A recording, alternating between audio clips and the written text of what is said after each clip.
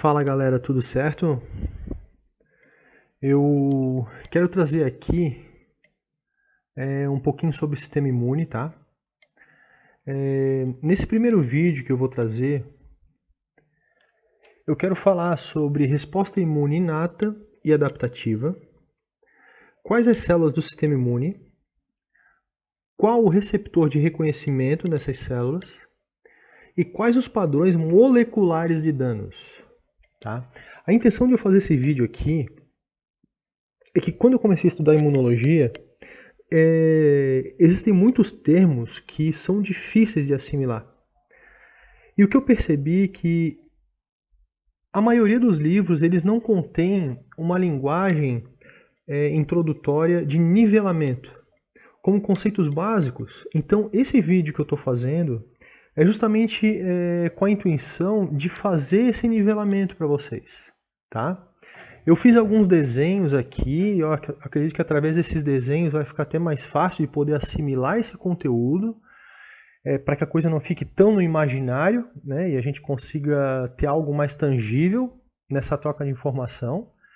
Tá bom, pessoal? Então, esse roteiro que está aqui, ó, é o que eu vou tentar fazer com que vocês entendam e consigam responder todas essas perguntas no final dessa minha explicação. Tá bom? Vamos lá então, ó, vamos começar? Opa, o que deu, meu? Bugou? Tá, vamos lá. Acho que passou um aqui. É isso aí. Vamos começar a falar de resposta imune, então, né? Naquele primeiro quadro que eu coloquei ali uma foto do pessoal do Exército ali, né? Da Aeronáutica, da Marinha. Por que eu coloquei aquilo ali? Primeiro, para entender que o sistema imune ele é composto por células e tecidos. E cada célula, cada tecido, ele tem uma função específica. Então, tu sabe que o cara da aeronáutica vai trabalhar no ar, e o cara da marinha vai trabalhar na água, e o cara do exército vai trabalhar na terra. Cada um tem a sua função específica, né? E no sistema imune existe essa lógica também, tá? Então, para a gente começar a diferenciar essas funções de cada um, a gente tem que saber conceituar o que é resposta inespecífica ou resposta inata e a resposta específica, que é a resposta adaptativa. Então, a gente divide a resposta imune nessas duas vertentes aqui, tá? Então, o que seria a resposta inespecífica? Seria o epitélio, aquilo que tu já nasceu com ele, né? O teu epitélio, a tua pele, macrófagos, neutrófilos, células NK e o sistema complemento. Isso é o que constitui a tua resposta imune inata. Tranquilinho? E a resposta específica? Na resposta específica, a gente tem a presença de células dendríticas, de linfócitos T, de linfócitos B e de plasmócitos. Tá? Então, quando houver uma resposta imune inata, é todo esse conjunto aqui, ó, que a gente está falando. Tá bom? Quando tiver resposta imune específica, é de todo esse conjunto aqui que vai estar trabalhando. Fechou? Pô, só uma coisa aqui, ó. Essa célula dendrítica ficou feia pra caramba, meu. Eu não sabia como fazer o desenho dela, o que eu tentei encontrei de recurso no programa foi dessa forma aí, mas nas próximas aulas que eu for fazer, eu vou falar de inflamação, vou falar de ativação de linfócito T, vou falar de hipersensibilidade. Quando tiver que colocar foto de célula dendrítica, eu vou colocar uma imagem mais bonitinha, tá? Mas é só para a gente diferenciar aqui. Vamos lá, vamos lá. Acho que vai dar para entender. Então, deixa eu voltar lá. Então aqui eu diferenciei resposta inata e adaptativa, tá? Então quais são as células do sistema imune? De um modo geral, a gente fala que são os leucócitos, células brancas, né? Que são sintetizadas lá na medula óssea. Ué, tá bugando de novo, cara?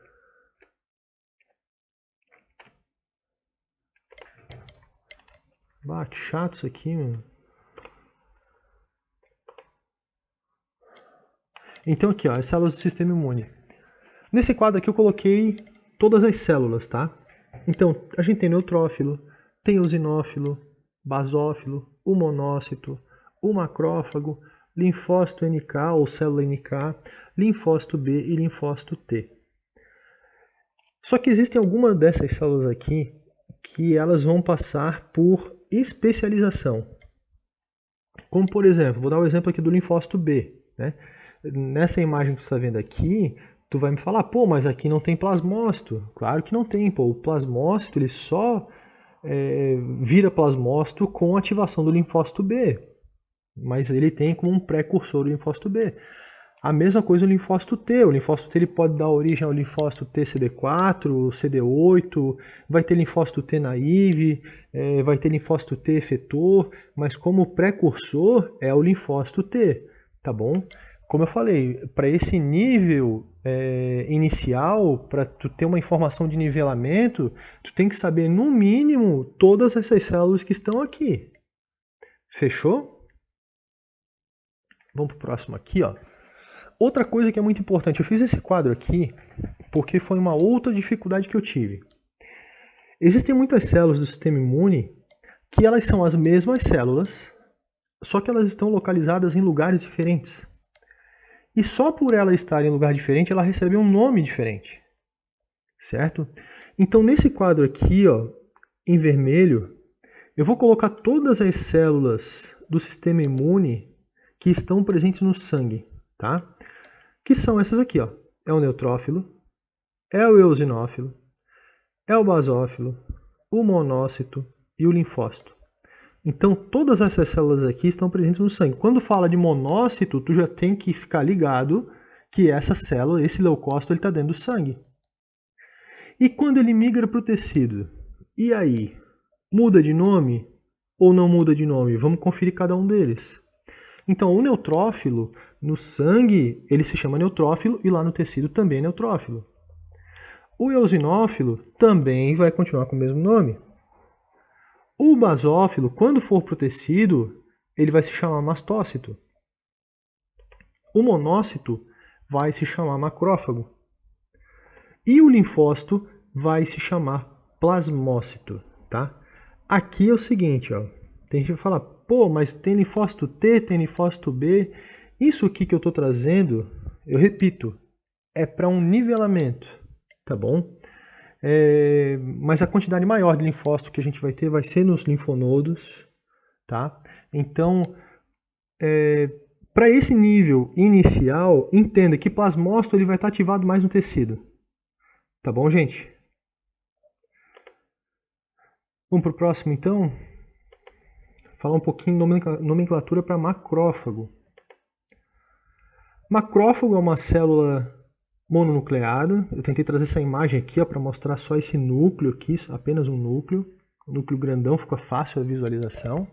Pô, isso aqui é uma ilustração, tá, gente? Isso aqui não é uma fotomicrografia, não representa nada da realidade ali, tá? Mas é uma ilustração só para facilitar o entendimento. E os macrófagos são assim, ó, dependendo do órgão aonde ele estiver, ele recebe um nome diferente também.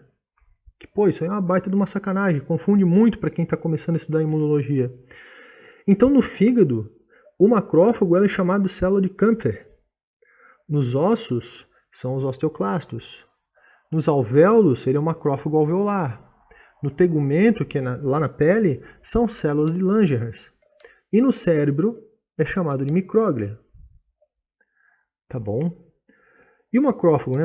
O que é o macrófago? O que ele faz? Então, os macrófagos, eles são células mononucleares, como eu tinha falado antes.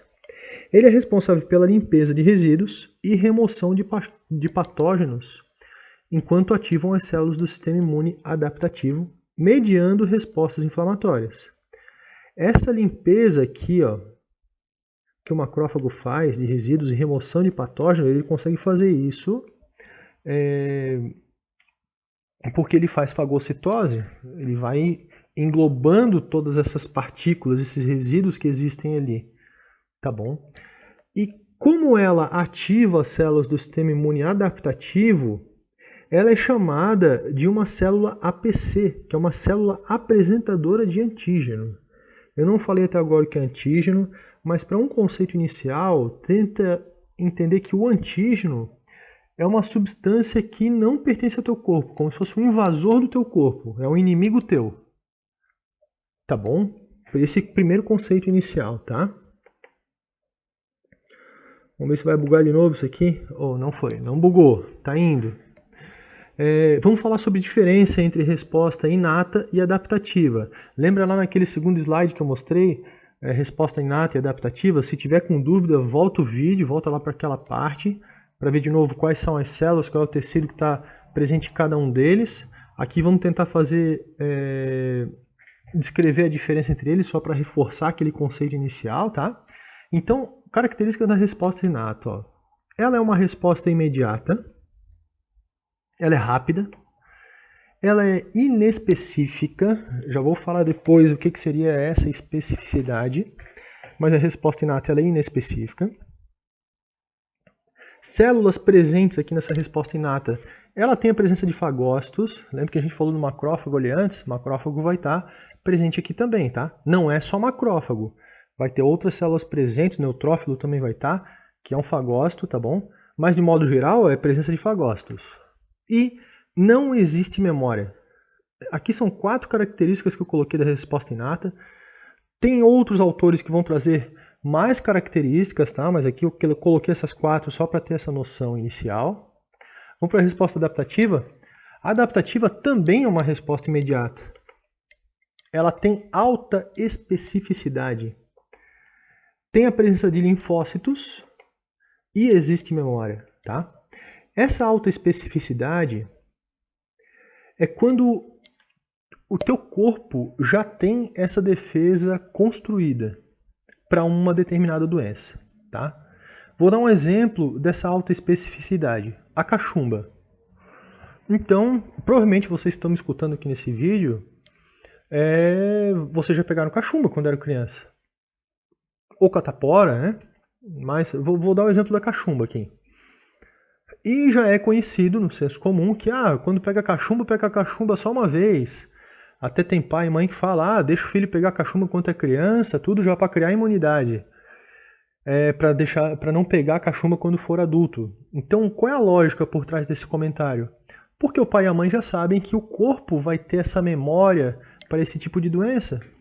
Então, quando se fala de uma alta especificidade, o que vai acontecer com o sistema imune é que quando ele tiver contato com esse antígeno, ele já vai ter uma defesa específica pro vírus da cachumba, certo? Enquanto, eu vou dar um outro exemplo, o vírus da gripe, né?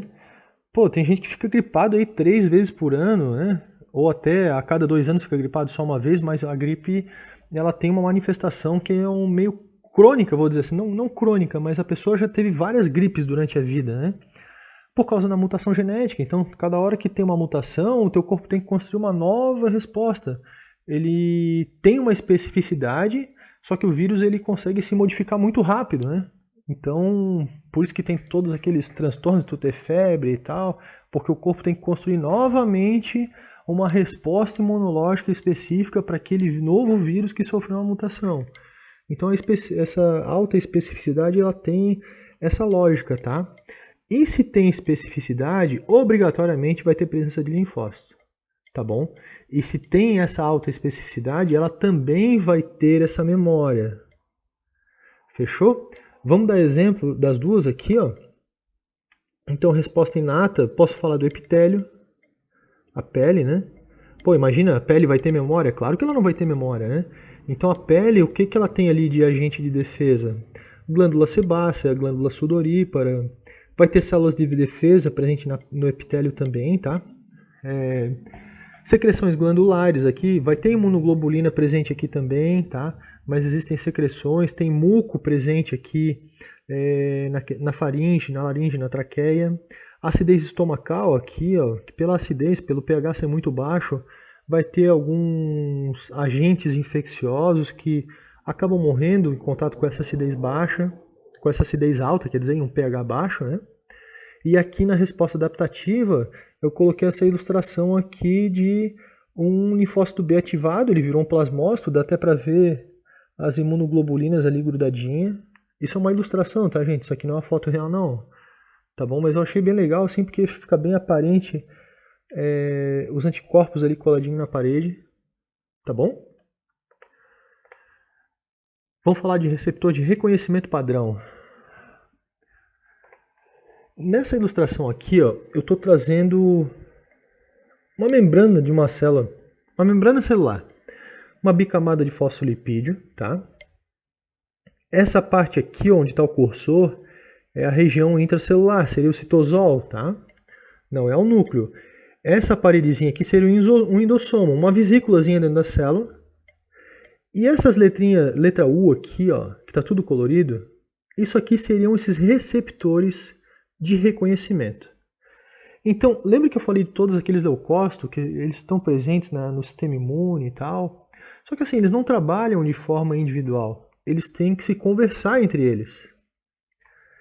E eles também têm que entender o que é que está fora deles, o que está aqui, ó, nessa região aqui, ó. Lembra que eu falei que aqui é dentro da célula? Aqui é fora. Eles têm que reconhecer quem está ali fora, né? Então, se o teu vizinho ele é um vizinho legal, beleza, continua do jeito que está. Mas se é um vizinho estranho, que tem uma substância estranha, ele vai ter que sinalizar que tem alguma coisa estranha ali. E o que seria algo estranho? Só para entender, esses receptores aqui, ó, eles são específicos para algumas substâncias. Eu dei aqui só alguns exemplos. Então a gente vai ter, por exemplo, um receptor para flagelina, um receptor para LPS, um receptor para um lipopeptídeo bacteriano. O que seria isso aqui, ó? Vamos supor uma bactéria, né? Tentei ilustrar essa bactéria que está aqui. Essa bactéria, se ela for uma bactéria gram-negativa, na parede celular dessa bactéria, ela vai ter o LPS. Esse receptor aqui ele é específico para LPS, ou seja, se esse receptor aqui ele for ativado, quer dizer que o que encostou aqui nele foi uma parede de bactéria gram-negativa. Tá? Ele vai reconhecer que tem alguma coisa estranha aqui do lado dele. Tá bom? Agora olha só, receptor de flagelina. Flagelina é uma proteína que ela está presente no flagelo de bactérias. Então eu tentei trazer aqui o desenho de duas bactérias, todas essas duas com flagelo, ou seja, se bater um pedacinho desse flagelo aqui, ó, a tua célula já vai reconhecer que é um flagelo de bactéria, ou seja, tem alguma coisa ali que está errada. Pô, imagina, tem alguma célula do teu corpo que tem flagelo? É claro que não, né? Eu espero que não. Então, se a flagelina bateu aqui, o teu corpo vai entender, opa, isso aqui não é do meu corpo, vamos ter que dar um jeito de combater isso aqui, que isso aqui é inimigo. Tá bom? Trouxe aqui também uma estrutura, um DNA, um RNA, que vai ter receptores também específicos para isso aqui, tá? Por exemplo, um DNA, o DNA é uma estrutura que ela está presente no núcleo da célula. Ela não está fora da célula. Ela não está lá no líquido extracelular. Então, se tem um DNA aqui perdido, quer dizer que houve alguma célula que foi danificada, foi rompida e extravasou esse DNA para fora. Então, a célula consegue identificar essa proteína do DNA aqui, ó, para saber que tem célula vizinha dela que sofreu lesão. A mesma coisa um RNA aqui, ó, a fita simples, né? O RNA ele é sintetizado lá no núcleo, esse RNA mensageiro é jogado para o citosol, mas ele fica na região intracelular, ele não vai ficar na região extracelular. Se ele está fora da célula, quer dizer que a célula que estava abrigando esse RNA, ela foi rompida também, ela sofreu alguma lesão, tá bom? Então esses receptores aqui, ó, eles são chamados de Toll-like receptor. Traduzindo, são os receptores semelhantes a Toll. E assim, vendo primeira vez isso aqui, é um nome que não tem nada a ver, mas ele tem a história, por que o nome é Toll, aí tem aquela história da mosca, a mosquinha da fruta, aquela drosófila, o cara que descobriu, ganhou o prêmio Nobel, não quero entrar nessa conversa, tem um monte de vídeo no YouTube aí, seria interessante ver, mas não quero tomar o teu tempo com essa historinha, tá bom? Esses receptores aqui, ó, eles estão presentes em células endoteliais, macrófagos, neutrófilos, linfócitos B, além de outros grupos celulares, ou seja, a maioria das células do teu corpo, eles vão ter esse receptor aqui, ó. Eles vão estar aqui, ó, tudo esperando para ver se tem substância estranha, se tem bactéria, vírus, tá bom? Então, vamos falar sobre os padrões moleculares associados a patógenos e a danos. Então, eu dividi a tela no meio aqui, tá? Nessa parte de cima aqui eu vou falar dos PAMPs e os DUMPs. PAMP é a abreviação de padrão molecular associado a patógeno. E quais seriam esses patógenos? Então, a gente tem aqui, ó. Eu trouxe alguns, tá? Isso aqui é uma lista enorme. Trouxe alguns só para poder dar esse entendimento também. Então, como eu falei antes, ó, tem a proteína, a pilina e a flagelina. São proteínas presentes no flagelo de bactéria e também na pile das bactérias. Tem bactéria que tem pelo, eles chamam de pile. E a proteína que constitui a pile é a pilina. Então, a pilina ela é uma molécula que ela está associada à doença, né? Eu espero que tu não tenha nenhuma célula do teu corpo que tenha pilina, porque se tiver pilina, meu amigo, alguma coisa está errada contigo. E também não espero que nenhuma célula do teu corpo tenha flagelo, para não ter essa flagelina, tá bom? A mesma coisa para o LPS. O LPS é uma camada lipoproteica, lipoproteica. É um lipopolissacarídeo que está presente na parede celular de bactéria, gram-negativa. O ácido lipoteicoico, ele também é uma lipoproteína que está presente em bactéria gram-positiva, tá bom? RNA fita dupla e DNA fita simples. Pô, isso aqui são estruturas presentes em vírus. RNA fita dupla. Eu espero também que tu não tenha RNA fita dupla no teu corpo, meu. Se não, tem problema. Mas tem vírus que tem RNA fita dupla. Então, se tiver um RNA fita dupla ali presente no meio extracelular do teu corpo, isso aqui é um padrão molecular associado a patógeno, é doença que está se instalando. E DNA fita simples também.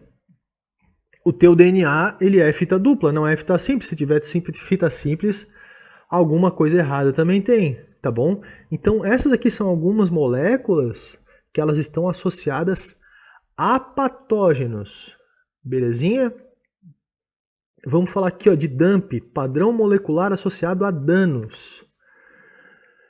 Então, olha só, se o teu receptor reconhecer alguma proteína nuclear, aqui, ó, uma proteína nuclear, vou usar como exemplo também um RNA mensageiro, né? Então, se a proteína nuclear está fora da célula, pô, essa célula que estava abrigando essa proteína, ela sofreu alguma lesão, ela sofreu algum dano. Então, por isso que é um padrão molecular associado a dano. A mesma coisa, ó, DNA dupla fita fora da célula. O DNA dupla fita é o teu DNA, né? Então, se ele é teu DNA, ele está fora da célula, quer dizer que a célula foi rompida também. Peptídeo mitocondrial, aqui eu trouxe uma mitocôndria desenhada. A mesma coisa, a mitocôndria está presente lá no teu citosol. Se ela está extravasada por aí, alguma coisa ocorreu. Ou foi um corte, ou foi uma queimadura, ou foi uma batida, um trauma, alguma coisa aconteceu com o teu tecido para poder liberar essas estruturas aí, tá bom? E as células normais, elas vão ter esses receptores para poder identificar essas estruturas aí. E se ela identifica, ela vai ter alguns mecanismos de reparo para poder estar ajustando tudo isso. Tranquilinho? Então, galera, esse aqui é o fim. Tentei trazer isso tudo para vocês, assim, no nível bem iniciante, tá? Qualquer dúvida que vocês tenham, pode deixar nos comentários, dá um like aí, se gostou, se não gostou, valeu? E também estou pensando em colocar mais um vídeo sobre inflamação. À medida que tiver os vídeos, eu vou fazer uma playlist somente de imuno, tá bom? E vou tentar trazer essa linguagem bem simplificada, justamente para ter esse nivelamento nesse assunto, que ele é complicado, tá bom? Eu tive muita dificuldade para entender isso, mas eu estou compartilhando com vocês aí de bom grado. Valeu, um abraço para todos, tchau, tchau.